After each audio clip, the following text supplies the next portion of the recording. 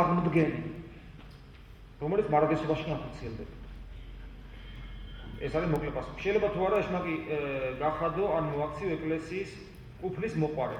ხო შეიძლება რომ ეშმაკი ბრძოლით კი არ დაამარცხო, არამედ პირიქით. ანუ შეიძლება თუ არა ემეგობრო ეშმაკსაც და ანგელოზსაც. ეგრეთ ეშმაკი არც ცუდია, შეიძლება ის უბრალოდ ნაწყენია ჩვენზე. ერთ-ერთი მამა იყო, რომელსაც საოცარი სიყვარული ჰქონდა ყველა ქმნილებისა. ეს აღწერილია მონასტრის ერთ-ერთი მონასტრის ისტორიაში. იმდენად უყვარდა ყველა ქმნილება, იმდენად უყვარდა, რომ ეშმაკიც არ ძულდა და უყვარდა. როგორც ეცოდებოდა, უბრალოდ როგორც ქმნილება და როდესაც თავის კელიაში შევიდა და აინახა ეშმაკი განხორციელებული მის ტახტზე იწვა.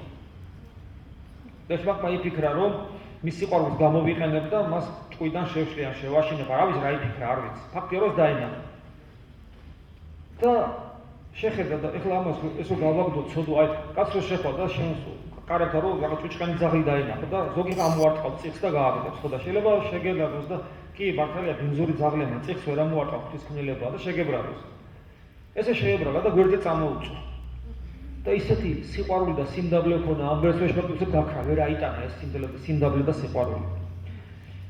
არსებობს შემთხვევები, როდესაც უბრალოდ თქვა ერის ადამიანი, ეშმაკი არ ერის ადამიანი, რომელსაც რაღაცა შიგნით მზაკრობა და ცუდი რაღაცა აქვს, მოძღვართან, რომელიმე მოძღვართან, ან მონასტერში ვერ ჩერდება. შინაგანი სიმძიმე არ აძლევს საშუალებას სიწმინდესთან გაჩერდეს. ეშმაკი შინაგანი მდგომარეობა არ აძლევს ამის საშუალებას.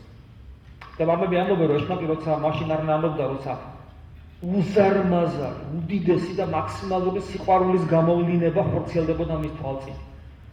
ადამიანად მოსული ღმერთი თავის შვილების ხელით, თავის შვილებისათვის კვდებოდა და მათთვის მოცულობდა. როცა ამან არ შეძრაო ეშმაკის გული, ბედაშემდგომი მეგობრებით, ის შეძრავს.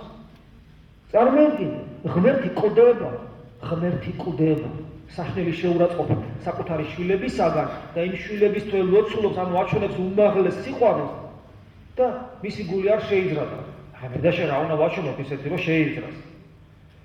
ეს გავითვალისწინოთ. შეიძლება თუ არა ოჯახმა და ისე მაინტერესებს, როგორ უნდა უმეგობრო ეშმაკს ეგრე გავიგეო. კითხვა გამიჩნდა. მე ვიცი რა ანგელოს როგორ უმეგობრო, ვიცი, მაგრამ ეშმაკს როგორ უნდა უმეგობროს ადამიანს. ანუ ის გეუბნება, მიდი იმრუშებ. მიდი მოწე.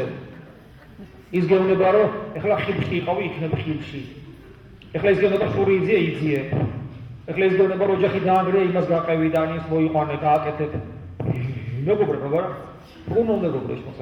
და თუ ის გეუბნება, რომ კეთილი იყავი, უფლისაკენ ისრაფე, სიკეთი აკეთე, მაშინ ანგელოზი ყოფილა. გავგებარი. შეიძლება თუ არა ოჯახმა